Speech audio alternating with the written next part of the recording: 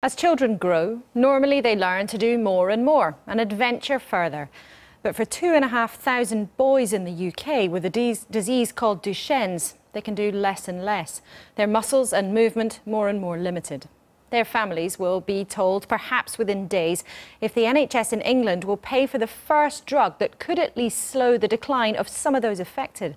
But money is tight, and the decision is one of many on specific treatments that patients have been waiting for years. Here's Katie Razzle.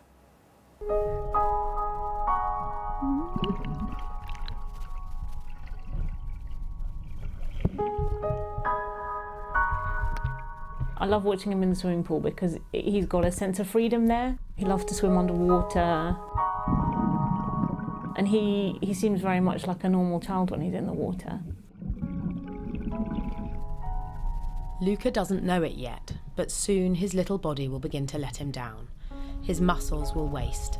This healthy-looking 5-year-old has Duchenne muscular dystrophy, a fatal genetic condition for which, right now, there is no cure. Everything's in reverse for Luca. So instead of doing the normal working thing where we work, buy a house, or afford a house with a garden, we've had to do that all in reverse because Luca, by the time he's 10, 11, he's going to be in a wheelchair. So he won't be able to enjoy a garden as he has now. Hello. Is this good enough, Luca? Cool. And here?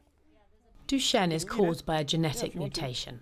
Luca's body doesn't produce the protein needed to build and repair muscle. For the first time, though, there's hope. Here, Luca. A drug called Translarna, which scientists claim slows the decline for one type of Duchenne, keeping children out of a wheelchair for longer, though how much longer isn't yet clear. The drug isn't available on the NHS, the latest expensive treatment pitting parents and patients against a health service under financial pressure. Although he seems like he's fine, he's on his feet, but gradually his body is failing him. Slowly his muscles are wasting away, and Translarna can step in and almost hold that process, slow it down. But the problem is, if he doesn't start taking it now, he is losing abilities. He is losing that muscle strength. It's going away. So it feels like a race against time. I am John Hastie. I'm 30 years old, and I'm on borrowed time. Duchenne is remorseless. Muscles don't just help us move, but power the heart and lungs. John Hastie made a film about living with the condition. He has a PhD, his acute mind now locked within a failing body. In the end, people with Duchenne need help with everything, even breathing. Translarna only works for the ones who are still mobile, and it's expensive. These are absolutely heart-wrenching questions for the families involved. There is, though, no alternative to having a process which assesses as objectively as possible the value of the drugs, recognising that there is a finite pot to pay for all patients, not just these families, but for all patients. And the question has to be, how can those billions of pounds be spent to the best advantage of the whole UK population?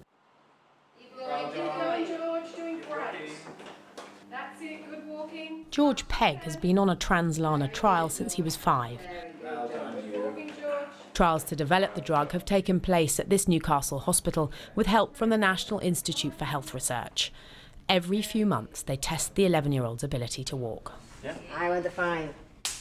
Well done. I think that I can walk further than I could without the medicine.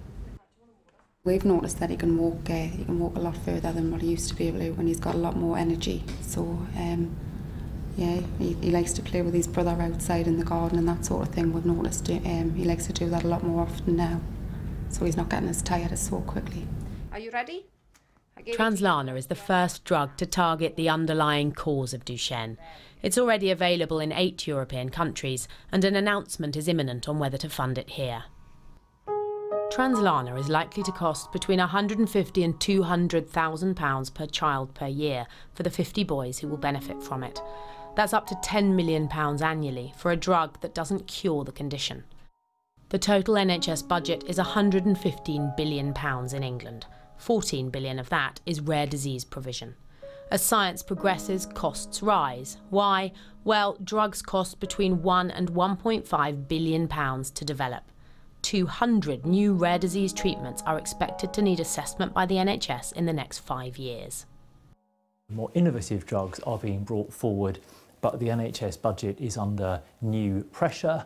The NHS budget is going to increase by nothing at all. It will go up by 0% over this decade we're living in. So, these very tough questions about how to choose the drugs and treatments that deliver most value, that those are the right questions, but we will find ourselves asking them more often going forward.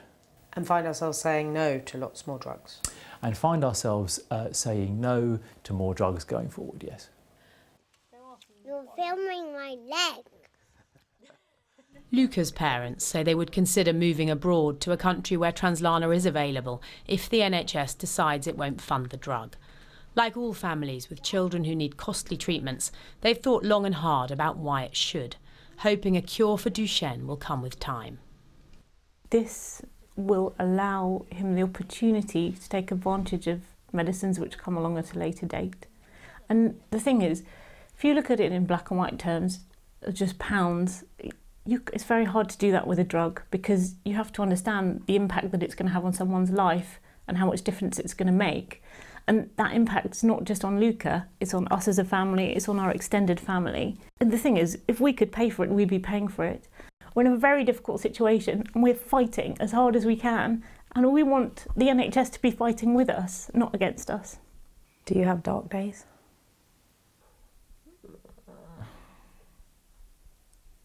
I don't know.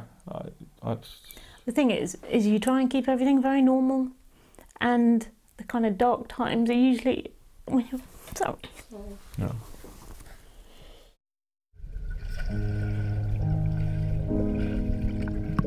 I can swim very fast today. Can you? How do you know? Because I ate mackerel.